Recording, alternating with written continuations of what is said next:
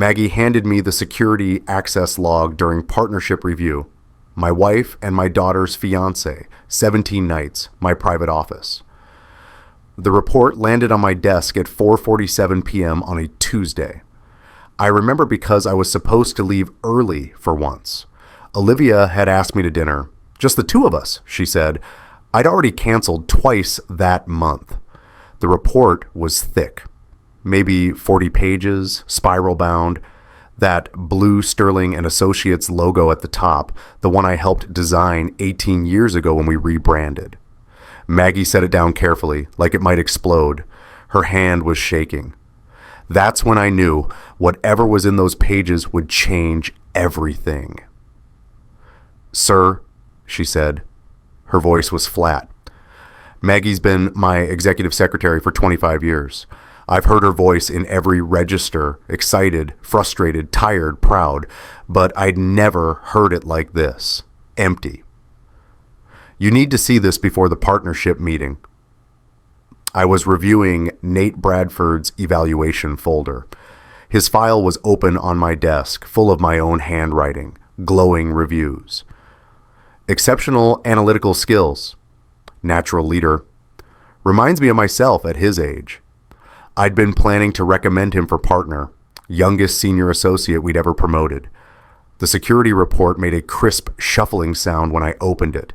I could smell the laser printer toner, that sharp chemical smell of fresh copies. The pages were stiff, new. The first page was just headers, standard stuff, building access logs for floors 48 through 51, our floors. Then I saw the highlighted entries, Elena Morrison, Nathan Bradford, private conference room 51C. That's my conference room. The one with the mahogany table and the view of Lake Michigan. January 12th, 11:17 p.m.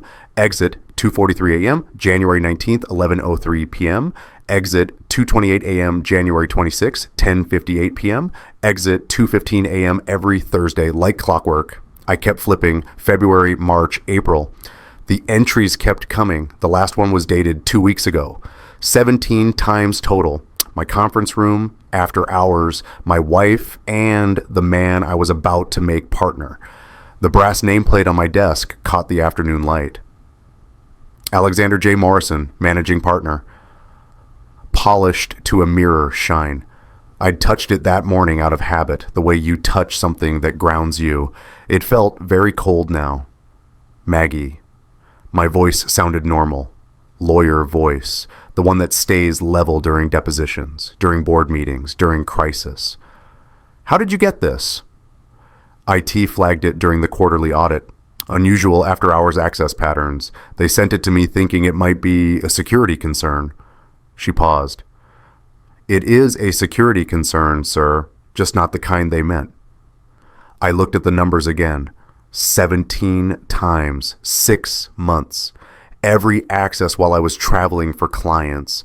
Chicago to New York, Chicago to San Francisco, Chicago to Boston, building an empire. The numbers blurred on the page. Elena and Nate.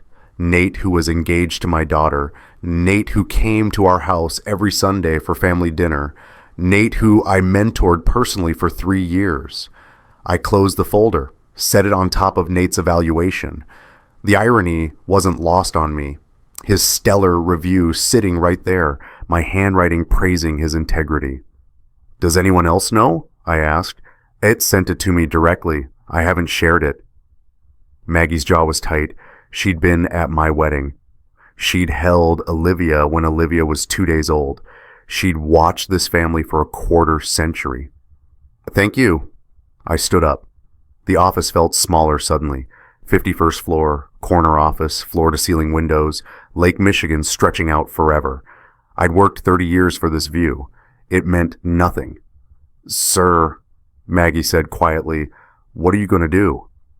I looked at the report again. The evidence was irrefutable. Digital, time-stamped, backed up on servers. The kind of evidence that wins cases. I'm going home, I said. I need to talk to my wife.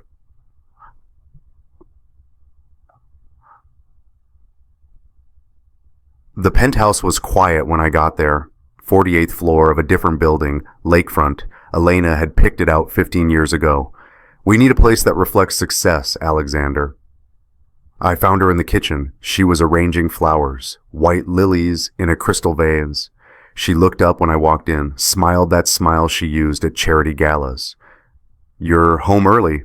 She sounded pleased. I thought you had partnership review. I did.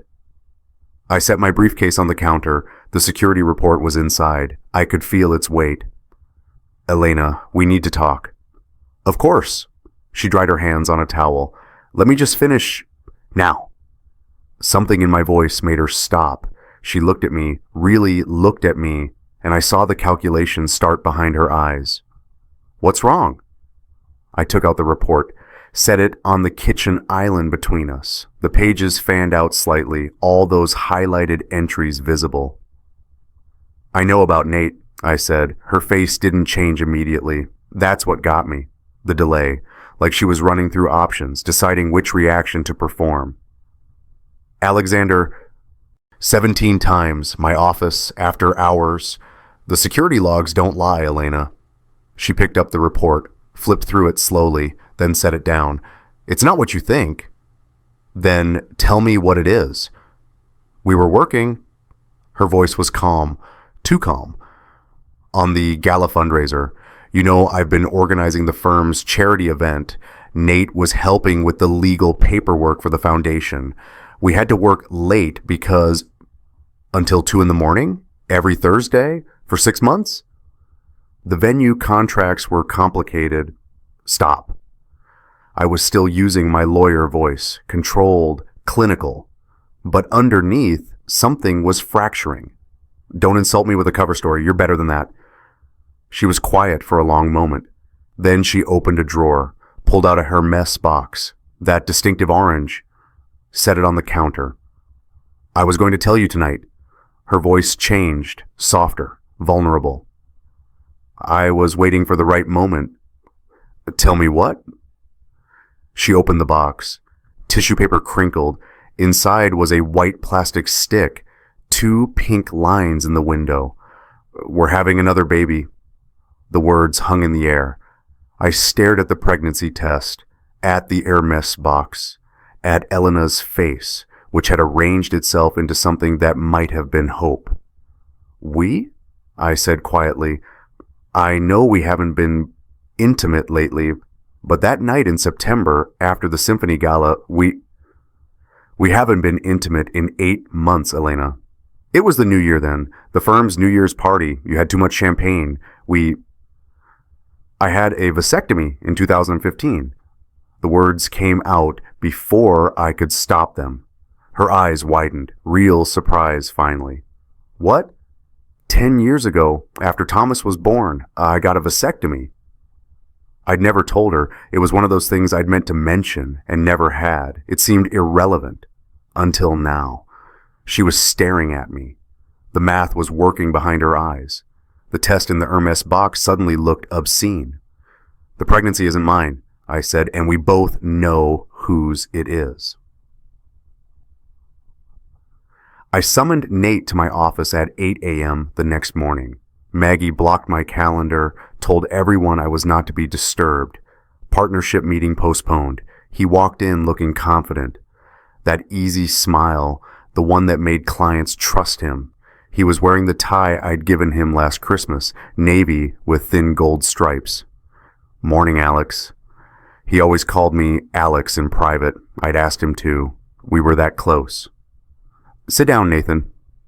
The formal name made him pause. He sat across from my desk, that polished mahogany surface between us. I'd bought this desk when I made partner 30 years ago. How many difficult conversations had happened across this wood? None like this.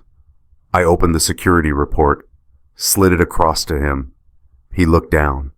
I watched his face, watched the confidence drain away like water from a broken glass. Alex, I can explain. Don't call me that. My voice was very quiet. You don't get to use my first name anymore. He swallowed. Mr. Morrison. How long? I asked. And don't lie to me. I have digital records. I have timestamps. I have proof that would hold up in any court in America. So tell me the truth, Nathan. How long have you been sleeping with my wife? It wasn't. He was fumbling. Nathan Bradford, who'd argued in front of the Seventh Circuit at 29, was fumbling. It just happened. We didn't mean for it to... When? The Napa retreat. In March. March. The firm retreat in Napa Valley. Team building weekend. Elena had come as my guest. I'd spent the entire weekend in strategy sessions planning the IPO. March, I repeated. That was 2 months before you asked for Olivia's hand. His face went white. You were already sleeping with my wife, I continued, my voice still level, still lawyer calm, when you came to me and asked for my blessing to marry my daughter. Alex, Mr. Morrison, it wasn't like that. Elena and I, she was lonely. You're always working. She said, don't. I stood up, walked to the window, 51st floor. I could see my reflection in the glass. Behind me, Nate looked very small in his chair. Don't blame your affair on my work schedule. Don't make Elena the victim. And for God's sake, don't tell me you did this because you loved her. I do love her. I turned around. Then why did you propose to her daughter? He didn't have an answer for that. You know what I think? I said. I think you're ambitious. I think you saw an opportunity to get close to the managing partner's family. Marrying Olivia would have been smart, but sleeping with the managing partner's wife while engaged to his daughter? I laughed. It sounded wrong in the quiet office. That's just greedy. It wasn't about ambition. Elena makes me feel... I don't care what she makes you feel. My hands were gripping the edge of my desk. The wood was cold. I don't care about your feelings or her feelings or any of it. What I care about is that my daughter is planning a wedding to a man who's been betraying her for 6 months. Olivia doesn't know, he said quickly. We can end it. Elena and I, we can stop. Olivia never has to find out. The wedding can still happen. I do care about her. I do... Get out. Mr. Morrison, please. Get out of my office. Get out of this building. I'll have Maggie send your personal items to your apartment. Your resignation will be effective immediately. You can't fire me for ethics violations, for conducting an affair with a managing partner's family member while engaged to another family member, for using firm property for personal matters. I picked up his evaluation folder, all my glowing reviews, dropped it on his lap. Try me in court, Nathan. See how that goes. He stood up slowly. The folder fell to the floor, papers scattered. Olivia's going to ask why, he said. Then you'll have to decide what to tell her, but I'd suggest you start with the truth. I turned back to the window. Close the door on your way out. I heard him leave, heard the door click shut. Then I was alone with my reflection and the scattered pages of a career I'd built for a man who didn't deserve it. The partnership evaluation stared up at me from the carpet. Exceptional integrity, I'd written. I'd been so wrong.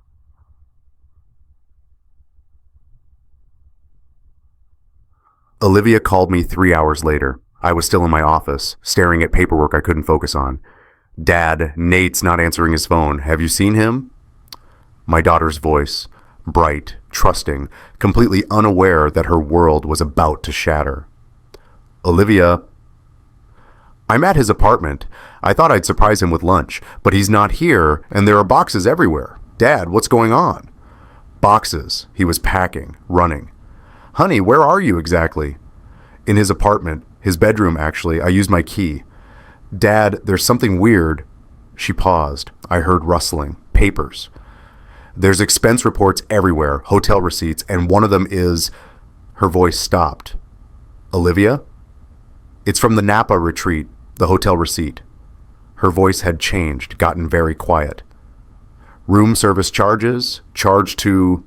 Mrs. Morrison. No, not like this. She wasn't supposed to find out like this.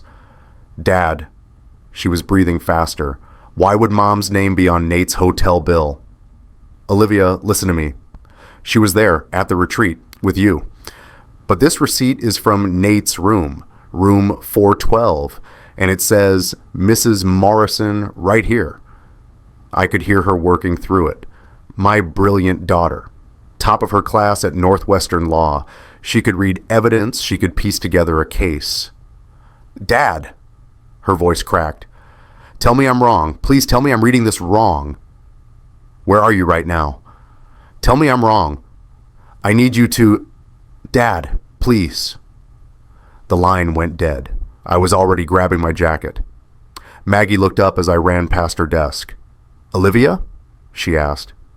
I just nodded. She didn't ask anything else. I heard her footsteps before I saw her, running down the hall toward my office. Associates looked up from their desks. Partners poked their heads out of offices. Then my daughter burst through my door. Her face was tear-streaked but calm. The kind of calm that's worse than screaming. Her eyes were red.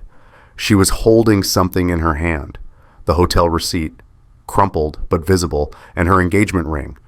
Tell me, she said. Her voice was steady, too steady. Tell me what I think happened didn't happen. I stood up. Olivia, just tell me. The steadiness was cracking. Tell me Mom wasn't sleeping with Nate. Tell me I'm crazy. Tell me there's some explanation that makes sense. I couldn't. She looked at my face, at my silence, and something broke.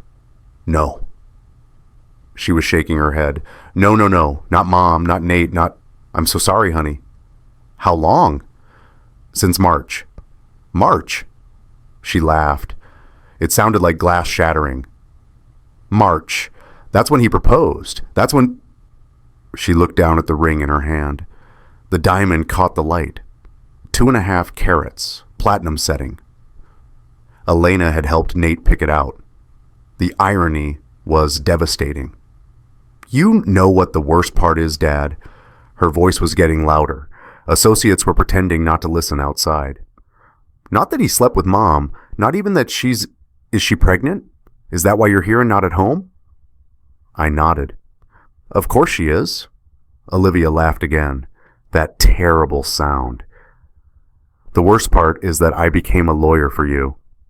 Olivia, I worked 80-hour weeks, made partner track at a different firm so I could earn my own way, so I could make you proud without your name opening doors. And you still weren't there. Her voice was rising. You missed my graduation, my bar exam celebration, my engagement dinner, but you mentored him. You saw Nathan every single day. Honey, I know I haven't been... What does that say about me, Dad? That you had more time for the man sleeping with your wife than you had for your own daughter. The ring was shaking in her hand. I could hear it rattling slightly. Her whole body was trembling. I chose him partially because you finally paid attention when I brought him around. The tears were coming now. Really coming. Your approval meant everything to me. Everything. And it turns out neither of you ever saw me. She threw the ring. It hit my window with a bright, sharp sound, like breaking glass but cleaner. Then it bounced off and landed on my desk, spinning. I became a lawyer for you, she whispered. I chose a man you approved of. I did everything to make you proud. And this is what I get. I moved toward her. Olivia, please, don't touch me. She backed away. Don't you dare touch me. You don't get to comfort me now. You should have been there before. You should have. She couldn't finish. She turned and walked out. I stood there in my corner office, 51st floor, Chicago skyline behind me.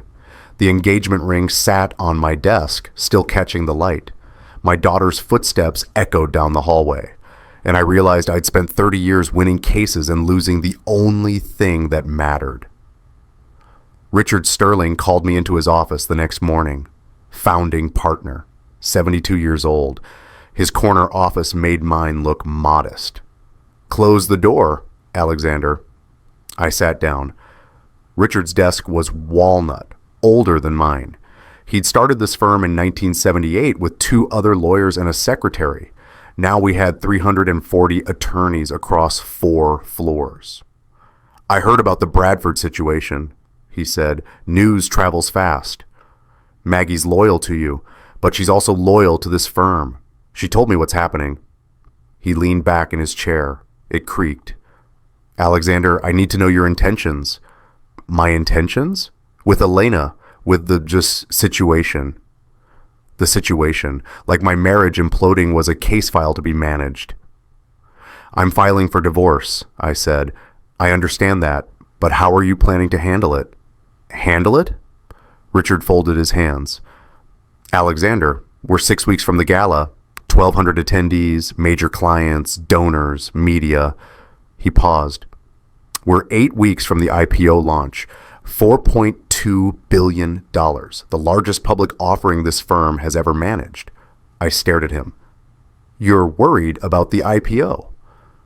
I'm worried about everything this represents. Your family has been the face of this firm for 18 years. Elena on the charity board, you as managing partner, that photo on the gala invitation, the perfect family, stability, trust. He leaned forward. A public scandal right now could derail everything. My wife is pregnant with my daughter's fiance's baby. I know, and that's a personal tragedy. I'm not minimizing that. His voice softened slightly. But we have 1,200 employees depending on this IPO. Retirement funds, college funds, mortgages. So what are you suggesting? We handle this internally, quietly. Elena resigns from the charity board, health reasons. Bradford's already gone. You and Elena separate, but we control the narrative. After the IPO, after things stabilize, then you can... Let me make sure I understand. I stood up. You want me to pretend everything is fine. Attend the gala with Elena, smile for cameras, protect the firm's image, while my daughter is destroyed. Your daughter will recover. People do. Richard stood too. But if this IPO fails because of scandal, 1,200 people suffer. What's worse, Alexander, your personal pain or their financial security? I looked at the man I'd worked with for 3 decades, the man who'd promoted me, who'd trusted me with managing partner. You know what I've always told my associates? I said. I tell them we handle this internally. Every problem, every crisis. Keep it in the family. Don't air dirty laundry. I picked up the partnership evaluation folder from his desk, Nate's file. I promoted a man who was sleeping with my wife. I wrote glowing reviews while he was betraying my daughter. I failed in judgment. And now you want me to fail in integrity too? Alexander, the IPO is worth $4.2 billion. You asked me what my daughter is worth. I set the folder down. She's worth more than that. I walked to the door. If you go public with this, Richard said, you're destroying your own firm. I turned around. No, I'm saving my daughter. I worked late that night. Everyone else had gone home. Even Maggie had left at 7, though she'd hesitated at my door. Sir, you should go home too. Soon, I'd lied. Now it was past 11. I was reviewing case files, anything to keep my mind busy. The office was quiet, just the hum of the HVAC system and the distant sound of cleaning crews on lower floors. I needed to review notes from a client meeting. I keep a voice-activated recorder on my desk, lawyer habit. Records everything, backs up to the cloud. I pulled up the digital files looking for yesterday's conversation, but the recorder had been on all week. I scrolled through the timestamps. Most of it was my voice, phone calls, dictation. Then I saw an entry from 3 nights ago, 11:43 p.m. I hadn't been here at 11:43 p.m. 3 nights ago. I'd been in Boston, taking depositions. I clicked play. The recording started with silence, the sound of my office door opening. Then footsteps, 2 sets, Elena's voice. Are you sure he's not coming back? My blood went cold. Nate's voice. His calendar has him in Boston through Friday. We're safe. We can't keep doing this here. It's too risky. Where else? My apartment? Your house? This is the only place we can... Sounds of movement, fabric rustling. God, I've been thinking about you all day. Elena laughed. That laugh I'd heard at 1,000 dinners, 1,000 parties. We need to talk about the timeline. The timeline? for telling Alexander, for managing this. Her voice was businesslike now. He's so buried in work he doesn't notice anything, but eventually he will. We need to be strategic. What if Olivia finds out first? She won't. She's too busy trying to make Daddy proud. He's so guilty about being an absent father, he'll do anything to make this go away. I sat frozen in my chair. The recording continued, their voices discussing me like I was a problem to be solved, a variable in their equation. Nate: what about the baby? Elena: what about it? Is it mine? Of course it's mine. Alexander and I haven't... She paused. It's yours, but we can use it. Tell him it's his. He'll want to believe it. He'll want to keep the family together for appearances. You know how he is about image. My hands were shaking. The recorder was still playing. We just need to manage the timeline, Elena said again. Keep him distracted. The IPO is consuming him. By the time he realizes what's happening, we'll have our story straight. And Olivia? Olivia is collateral damage. She'll be hurt, but she'll recover. She's young. She'll find someone else. Elena's voice was casual, discussing our daughter like she was an acceptable loss. The important thing is controlling Alexander. He's the one with the power, the money. If we play this right... The recording cut off. They'd left my office. The motion sensors had stopped recording. I sat in the dark, listening to silence. They hadn't just betrayed me. They'd weaponized my failures, my absence, my guilt.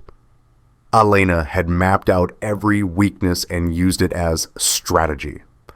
The red LED light on the recorder was glowing. It had been glowing that whole time, capturing their conspiracy. I saved the file, backed it up, sent a copy to my personal email. Then I put my head in my hands. They'd used my love for my daughter against me. They'd counted on my guilt, on my desire to keep the family together. They'd known exactly how to manipulate me. And the worst part? They were right. If I hadn't seen that security report, if Olivia hadn't found that receipt, I probably would have believed Elena about the baby. I probably would have done anything to keep the family intact. Because that's what I'd always done, put the family first. Or at least what I told myself was the family, but really I'd put my image of family first. The idea of us, the appearance. I'd never actually been there.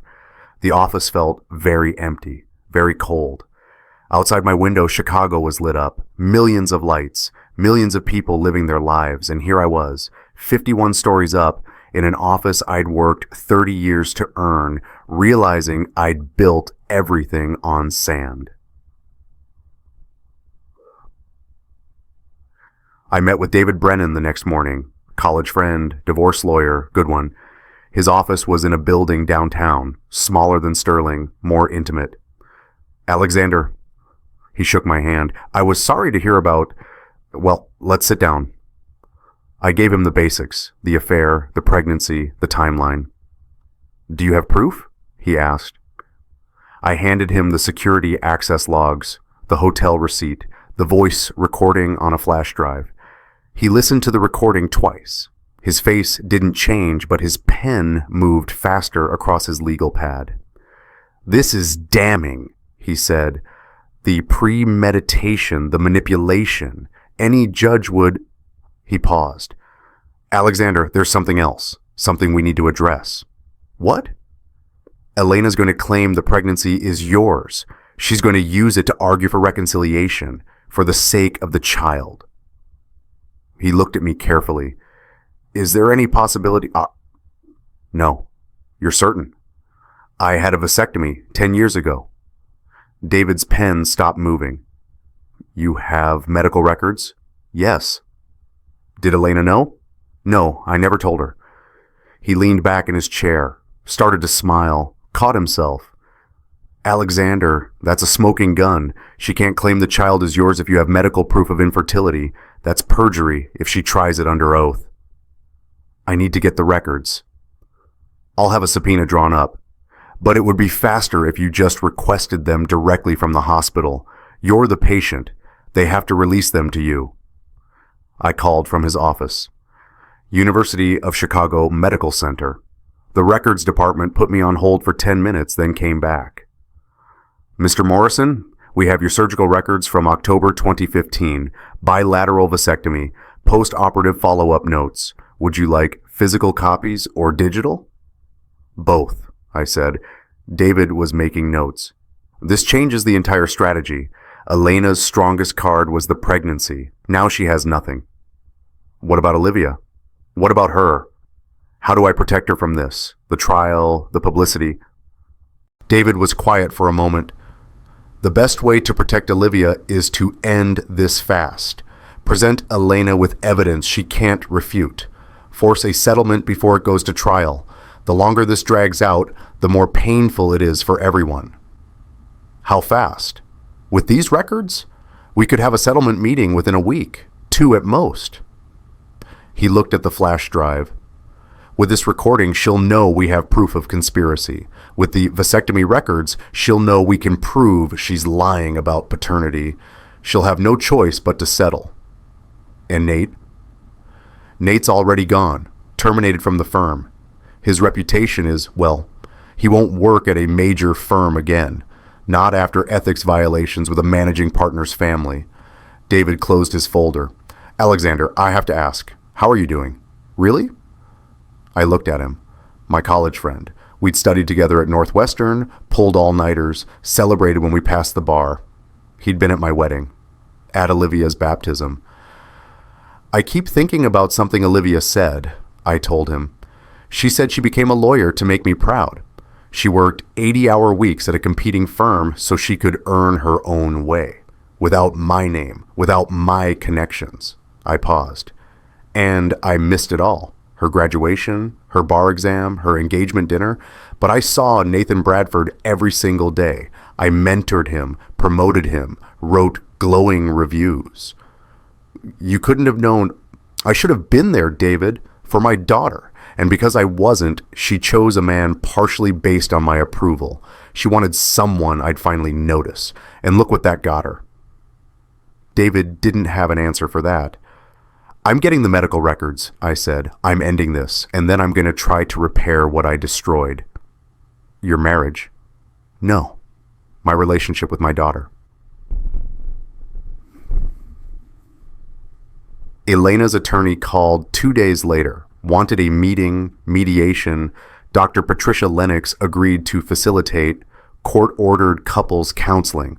I didn't want to go, but David said it would look good to a judge. So I tried.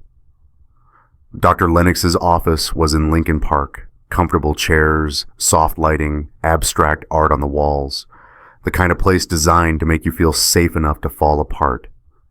Elena was already there when I arrived. She was wearing a cream dress, elegant, put together. Her hand rested on her stomach. 12 weeks pregnant, just starting to show. Alexander, she said.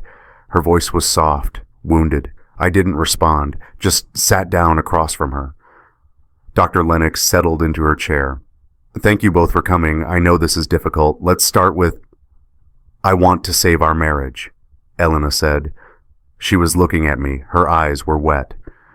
Alexander, I made a terrible mistake, but we can fix this for the baby, for our family. Elena, Dr. Lennox said gently, let's establish some ground rules first. This baby needs both parents. Elena's hand moved in small circles on her stomach. I know what I did was wrong. I know. But people make mistakes. We've been married for 30 years. Doesn't that count for something? I watched her. The performance was good. She'd always been good at performances, charity galas, fundraisers, smile for the cameras, say the right things. Alexander, she continued, you've been so distant, so focused on work. For years, I felt invisible. Nate made me feel... Don't. My voice was very quiet. Don't blame your affair on my work schedule. I'm not blaming. You are. You're making yourself the victim, the neglected wife, and you're making our unborn child into leverage. Dr. Lennox shifted. Alexander, perhaps we could... This baby could save us, Elena said. She was crying now. A fresh start, we could... The baby isn't mine. Silence. Elena's tears stopped, just stopped, like a faucet turning off. Dr. Lennox looked between us. Alexander, I know you're angry, but I had a vasectomy, I said, in 2015. The pregnancy is not biologically possible. I watched Elena's face, watched her recalculate. She looked at Dr. Lennox, then back at me. You never told me. No, I didn't. You let me think. I let you think what you wanted to think. Just like you let me think Nate was my protege, that he loved my daughter, that you were organizing a charity gala at 2 a.m. Elena stood up. This is ridiculous. I don't have to listen to... Sit down, Dr. Lennox said. Her voice was suddenly firm. Elena, sit down. Elena sat. Dr. Lennox looked at me. You have medical proof? Yes. And Elena, you claim the pregnancy was Alexander's? Elena didn't answer. I'm going to ask you both something, Dr. Lennox said, and I want honest answers. Elena, did you know about the vasectomy? No. And the pregnancy is Nathan's. Elena's voice was flat now. The performance was over. Obviously. Were you planning to tell Alexander the truth? Elena looked at me. Really looked at me. And I saw something I'd never seen before. Not love, not regret, contempt. Why would I? She said. He's never here anyway. He wouldn't have known the difference. Dr. Lennox made a note. I think this session is over. I went back to my office. It was after 10 p.m. I should have gone home. But home was the penthouse Elena had picked out. Home was the place where I'd wake up alone and remember everything I'd lost. So I stayed at work, like always. The city was beautiful from 51 stories up. Lake Michigan in the distance, dark and infinite. The Chicago skyline lit up like a circuit board. I'd always loved this view. It meant I'd made it. Poor kid from the South Side, first in my family to go to college, now managing partner of a major firm. This view was proof, but sitting here tonight, it felt empty. My desk was clean. Maggie had organized everything while I was at counseling. She'd left a note. Sir, please go home. Get some rest. But I couldn't. I opened my drawer. Olivia's engagement ring was inside. I'd put it there after she threw it. The diamond caught the overhead lights even in the drawer's shadow. 2.5 carats. I remembered when Nate asked my opinion about the size. Something that shows commitment, he'd said. Something that shows I'm serious. He'd been sleeping with my wife when he said that. I took out the ring, held it in my palm. It was cold, heavy, sharp edges on the setting. My daughter had worn this for 4 months. She'd looked at it every day, spun it on her finger when she was nervous, showed it to her friends, planned a wedding around it, and the whole time it was a lie. I set the ring on my desk. Next to it, I placed the gala invitation, the one with the family photo, all of us smiling, the perfect family. I'd looked at this invitation 100 times. Proud of it. Proud of us. Elena had insisted on dozens of photo takes. We need to look perfect, Alexander. Now I saw what I'd missed. Elena's smile was brittle.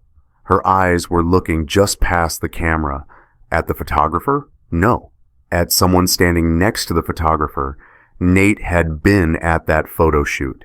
He'd come to help coordinate. Elena had insisted. The photo was taken in August. After the affair started, she'd been looking at him the whole time. I picked up my nameplate. The brass was cold in my hands. Alexander J. Morrison, managing partner. 30 years to earn this title. 30 years of 80-hour weeks. Of choosing client meetings over school plays. Of missing birthdays for depositions. Of building an empire. I whispered to the empty office, everything I built was for this family. But even as I said it, I knew it was a lie. I'd told myself that for 3 decades. For college funds, for legacy, for security. But really? Everything I built was for me, I said quietly, the truth settling in my chest like ice water. I was building my empire, and I missed their lives. I have a daughter who's 28 years old.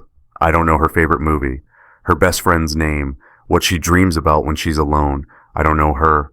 I know Nathan Bradford's case record, his billable hours, his partnership potential, but I don't know my own daughter. I set down the nameplate, looked at the gala invitation, at the engagement ring, at the office that had been my refuge and my prison.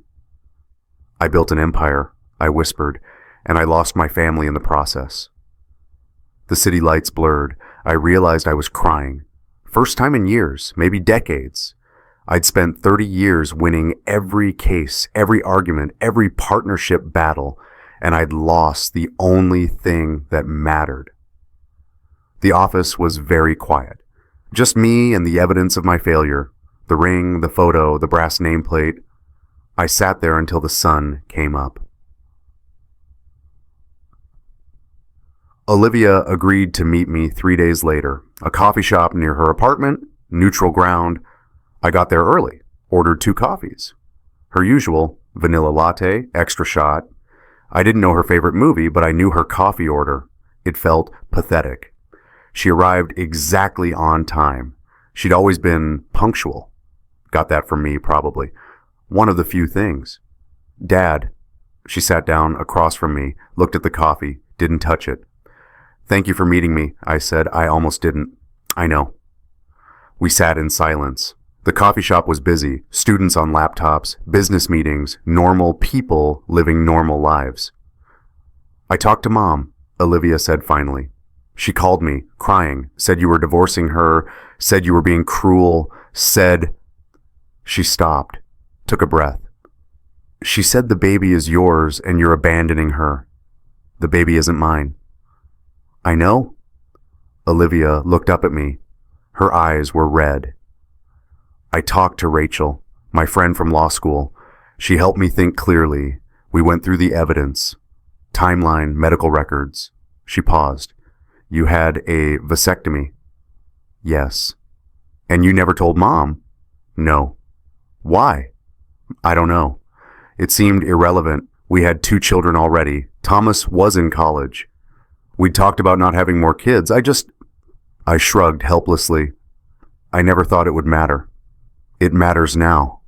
Yes. Olivia picked up her coffee, held it without drinking.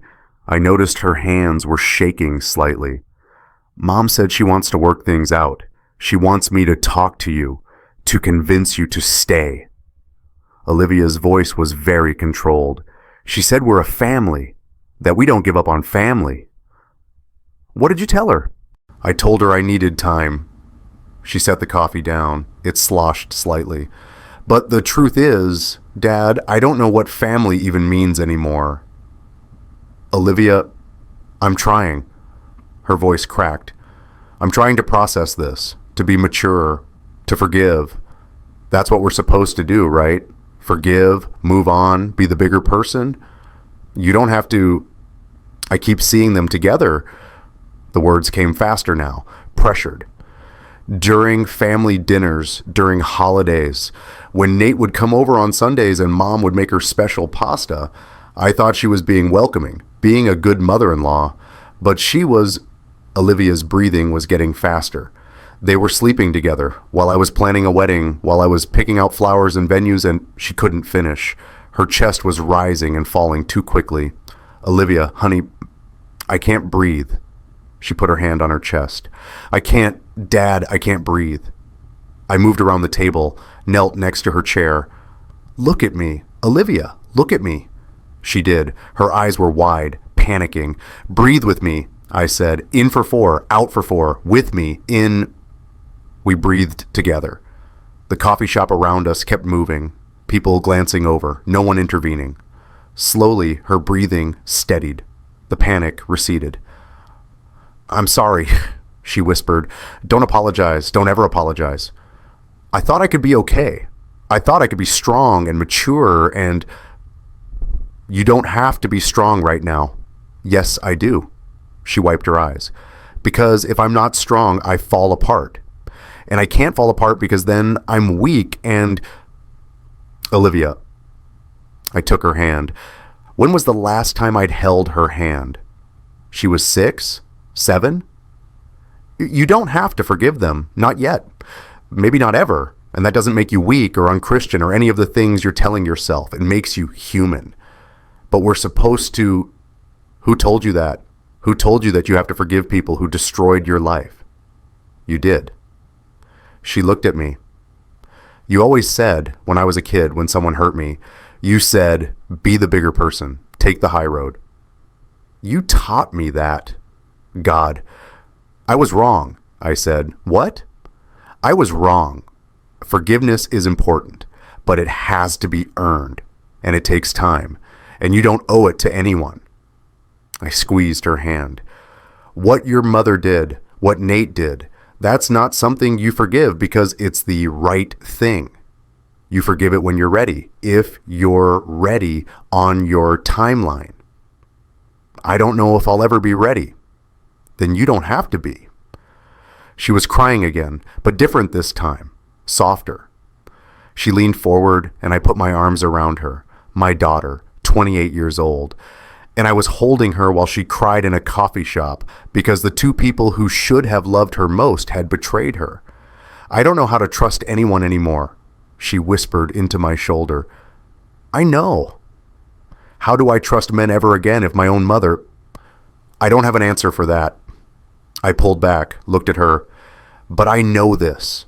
What happened isn't your fault. You didn't choose wrong. You didn't fail. They did. Your mother and Nate, they failed you. And you? The question hung there. Yes, I said quietly. And me. I failed you too. I wasn't there. I chose work over you every time. And I can't fix that. I can't give you back the years I missed. Then what can you do? I can be here now, every day, starting today. I can show up. I held her hand tighter. I can't undo what they did, but I can make sure you know you're not alone, that you have someone who will choose you, who will put you first. Do you mean that? Yes. She nodded slowly, picked up her coffee. It was cold now, but she drank it anyway. Okay, she said. Okay. Show up, Dad, starting now. Don't disappear back into work. Don't make promises you won't keep. She looked at me. Just show up. I will. We sat there for another hour, talking, really talking, for the first time in years, maybe ever. When I walked her to her car, she hugged me. I'm going to be okay, she said, eventually. I know you will, and I'll be here. She drove away. I watched her car disappear into Chicago traffic. Then I went back to my office and started making calls. If you were Alexander, 30 years of marriage, institution pressuring you to stay quiet, but your daughter is destroyed, would you stay and try to rebuild for the family? Or would you file for divorce and prioritize your daughter? I'd already made my choice. I chose Olivia. The deposition was scheduled for the following Tuesday. David Brennan's office, Elena, her attorney Marcus Rothman, a court reporter, and me. Elena walked in wearing black, funeral colors, her hand on her stomach again, protective, maternal. Marcus Rothman was expensive, tall, silver-haired, the kind of lawyer who wins by intimidation. He'd represented 3 senators and a Fortune 500 CEO in their divorces. Mr. Morrison, he didn't offer to shake hands. Shall we begin? We sat. The court reporter positioned her steno machine. David arranged his files. Elena looked at me across the table. She'd been crying. Her eyes were red and swollen. Real tears this time, I thought, or maybe she was just that good. Alexander, she said softly, please, we don't have to do this. We can still... Mrs. Morrison, Marcus said, let me do the talking. David opened his briefcase. Before we begin, I'd like to enter evidence into the record. He slid a folder across the table. Marcus opened it. His confident expression faltered. What is this? He asked. Medical records from University of Chicago Medical Center, dated October 2015. Surgical notes for a bilateral vasectomy performed on Alexander Morrison. The color drained from Elena's face. Every drop. She looked at the document, at me, at Marcus, back to the document. That's not, she started. It's authenticated, David continued. Hospital letterhead, doctor's signature, post-operative follow-up notes. Mr. Morrison underwent a vasectomy 10 years ago. The procedure was successful, which means the pregnancy cannot be his, Marcus finished quietly. He looked at Elena. You told me the baby was your husband's.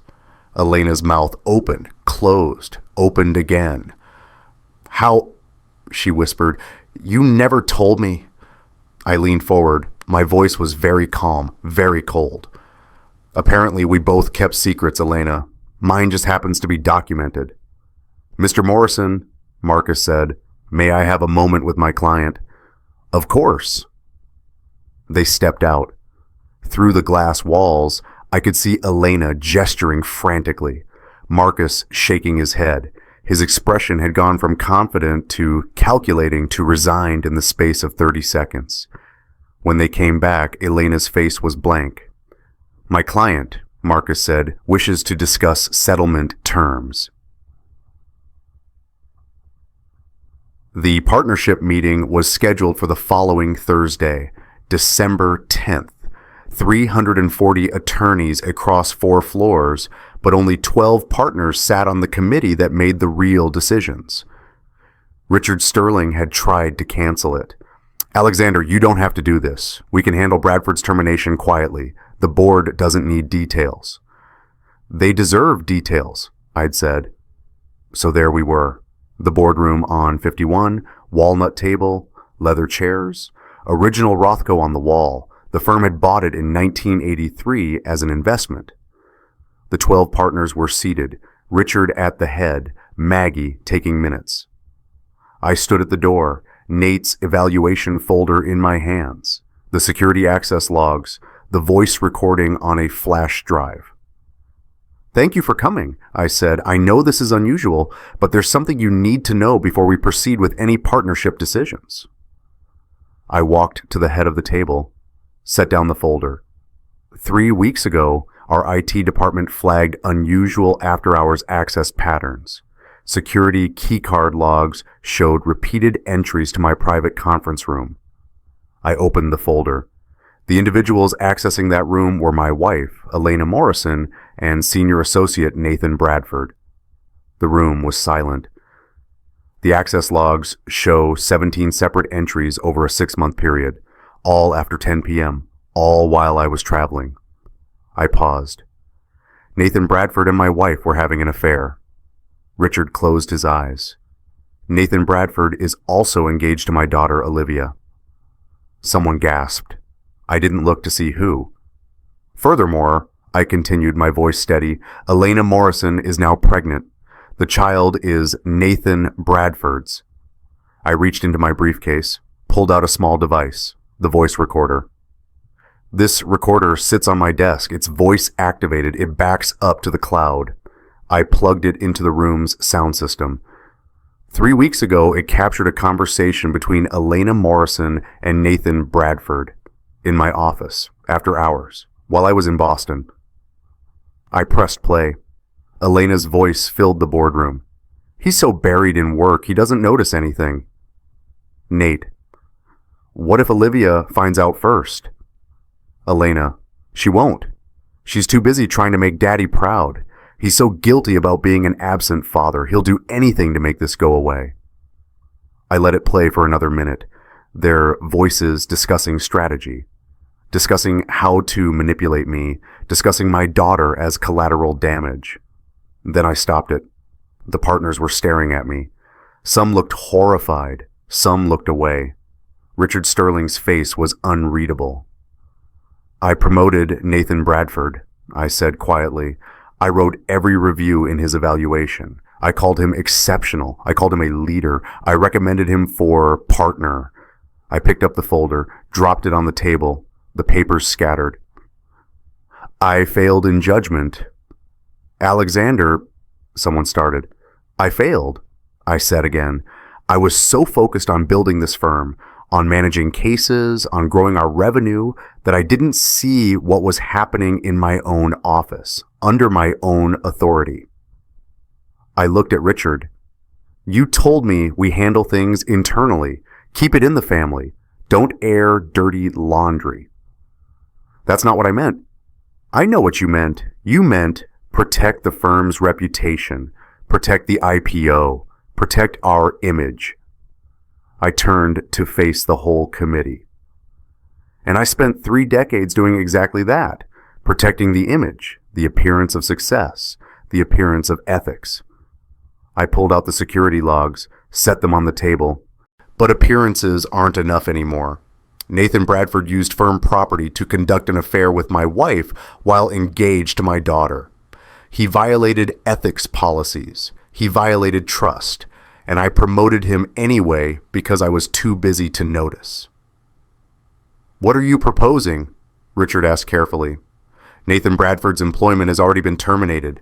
Ethics violations, effective immediately. I paused. But that's not enough. Because the real failure isn't just his. It's mine.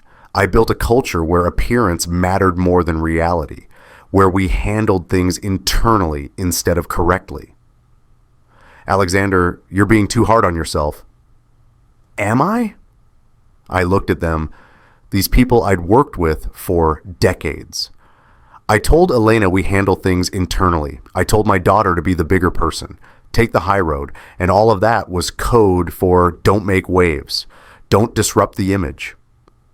I picked up my nameplate, the one from my desk, brass on mahogany. Alexander J. Morrison, managing partner. I've served as managing partner for 8 years. I've given 30 years to this firm, and I'm proud of what we've built. I set the nameplate on the table. But I can't be managing partner anymore. The room erupted. Alexander, no, that's not necessary. We support you. I held up my hand. This isn't punishment. This is choice. I failed my daughter. I failed my family. I chose this firm over them every single time. And that needs to change. You're stepping down because of the affair? Someone asked. No, I'm stepping down because I finally understand what matters. I looked at Richard. The IPO is worth $4.2 billion. You asked me what my daughter is worth. She's worth more than that. She's worth more than this title, more than this office, more than everything I've spent 30 years building. Richard was quiet for a long moment. Then he nodded slowly. The committee will accept your resignation as managing partner. You'll remain as senior partner?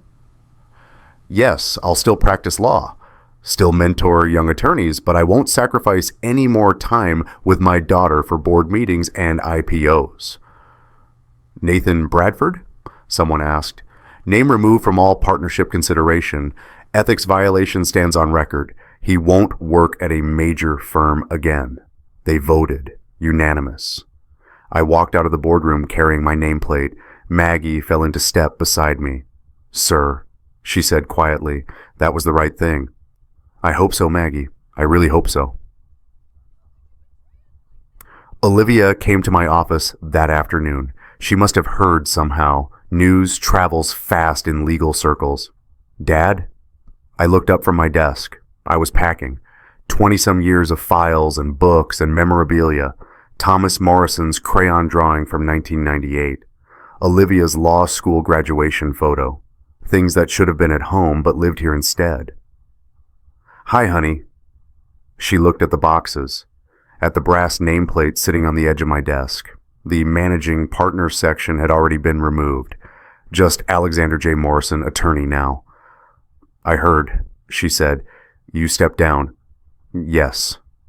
Dad, you don't have to do that because of me. I set down the book I was packing. I'm not doing it because of you. I'm doing it for you, for us.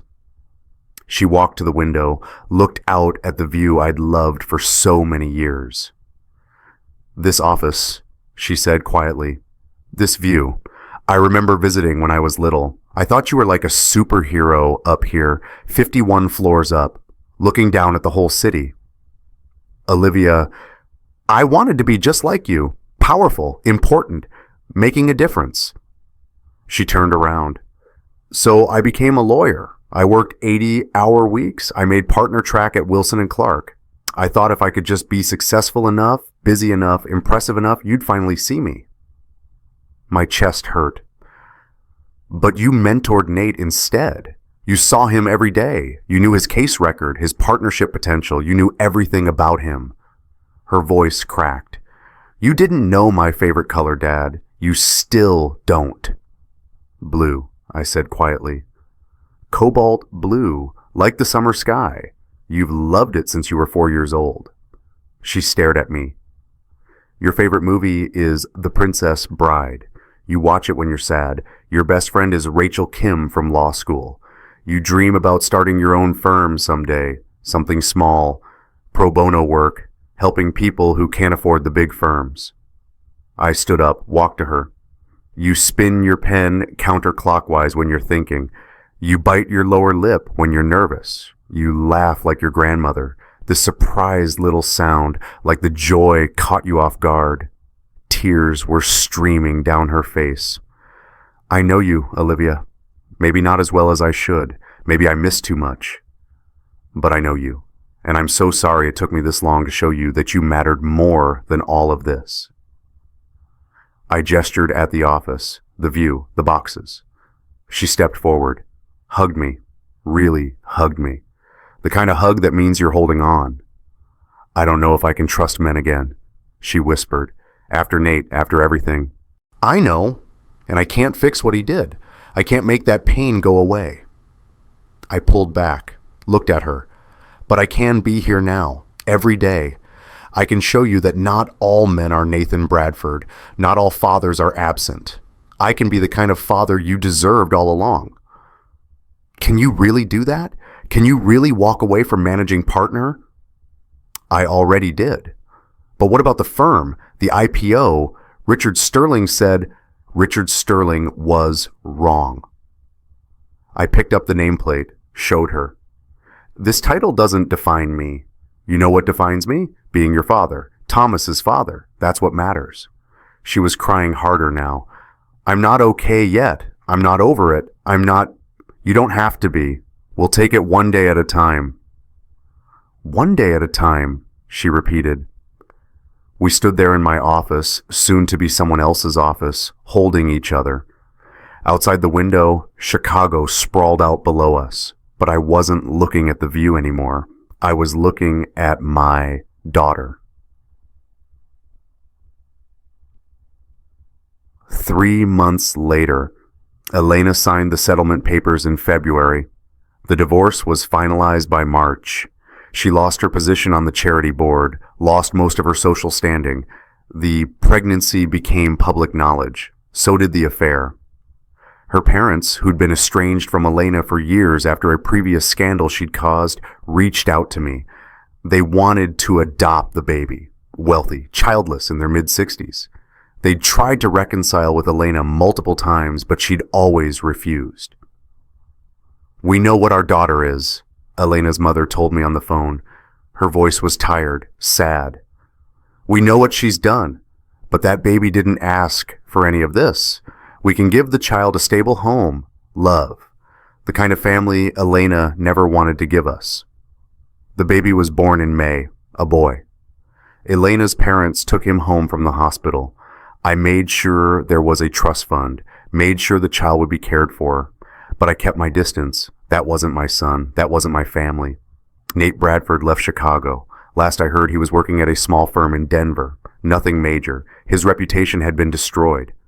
The legal community is small. Word travels. Elena disappeared from society pages, moved to Connecticut to be near her parents and the baby. I never saw her again. The firm's IPO went forward in January, successfully. $4.3 billion, slightly better than projected. Richard Sterling sent me a bonus check. I donated it to a women's shelter. Olivia's idea. The ring money went there too, she told me. Seemed appropriate. Her engagement ring, she'd sold it, donated every penny. The drawer in my desk where I'd kept it was empty now. That felt right.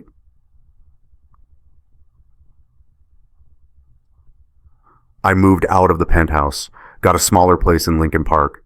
2 bedrooms, one for me, one for when Olivia visited. She visited often. My new office was smaller too, 48th floor instead of 51. No corner office, just a regular partner space. But it had a photo on the desk now. Me and Olivia, taken last month, both of us smiling, genuinely. No performance, no perfect image for a gala invitation. Just a father and daughter learning how to be family again. Thomas flew in from New York every few weeks. We'd have dinner, the 3 of us. Sometimes we'd talk about Elena, sometimes we wouldn't, but we always talked, really talked. I cut my hours to 50 a week, radical by my old standards, sustainable by human standards. Olivia and I had dinner every Tuesday, no excuses, no cancellations, just us. She was healing, slowly. Some days were harder than others. Some days she'd call me crying because something reminded her of Nate, of the betrayal, of the trust that had been shattered. But she was healing, and so was I. In late March, Olivia called me at work. "Dad, can you meet me for coffee?" "Of course. When?" "Now?" I looked at my calendar. I had a conference call in 30 minutes, a client meeting after that, depositions to review. "I'll be there in 15 minutes, I said. Maggie smiled when I walked past her desk. "Tell Olivia I said hello." The coffee shop was our usual place, near her apartment. I ordered her vanilla latte before she arrived. She walked in looking nervous, excited, a strange combination. "Hey, Dad." "Hey, honey, what's going on?" She sat down, took a breath. "Wilson and Clark offered me a transfer." "A transfer?" "To the San Francisco office. It's a promotion, better cases, more responsibility." She paused. "It's everything I've been working toward."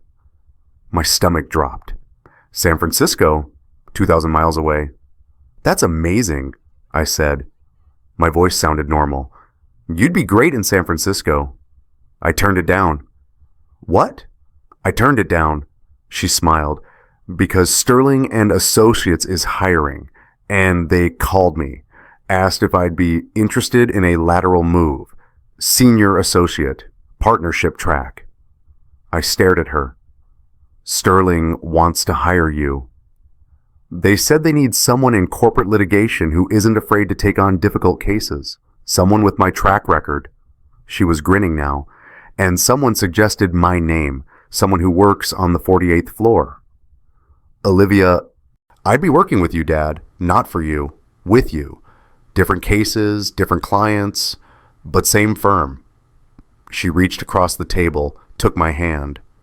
"I want to learn from you, the real you. Not the managing partner who was never home. The attorney who stepped down because he finally understood what mattered. Are you sure? You don't have to do this for me."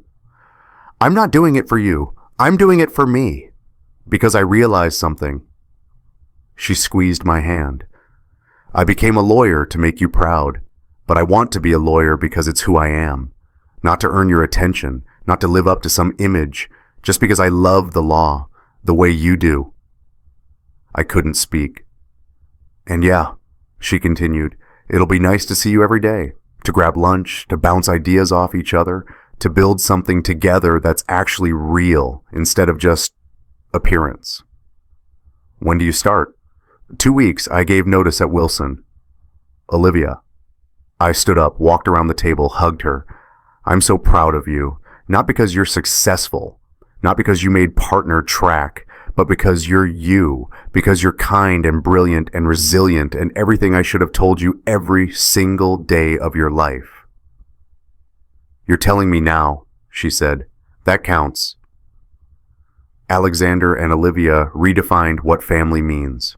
Not who you're born to, but who shows up when everything falls apart. If you've built your own chosen family, if you've had to rebuild after betrayal, tell me about them in the comments. And if this story moved you, if it made you think about what really matters, subscribe. I tell stories about integrity, second chances, and choosing what matters over what looks good. I'll see you in the next one. My new office is smaller than my old one, 48th floor, regular partner space, but it has everything that matters. On my desk, a photo of Olivia and me taken last week after her first day at Sterling. We're both smiling. No performance, no gala image, just us. Next to it, my nameplate. Alexander J. Morrison, attorney. No managing partner, no empire, just my name, just me. The drawer where I used to keep Olivia's engagement ring is empty. She sold it, donated the money, reclaimed what it represented. In the corner, a crayon drawing from Thomas, age 6. My dad, the superhero. I'd kept it in my old office. It's here now too. Reminder that my kids once thought I was a hero. Maybe I can earn that again. On the shelf, my law degree. Northwestern, 1993. It's been on office walls for 30 years. But Olivia hung hers right next to mine last week. Same school. 25 years later. Same passion for justice. Different generation. Better priorities. I work 50-hour weeks now. Not 80, not 100, 50. The firm survived the scandal. The IPO succeeded. Richard Sterling retired in January.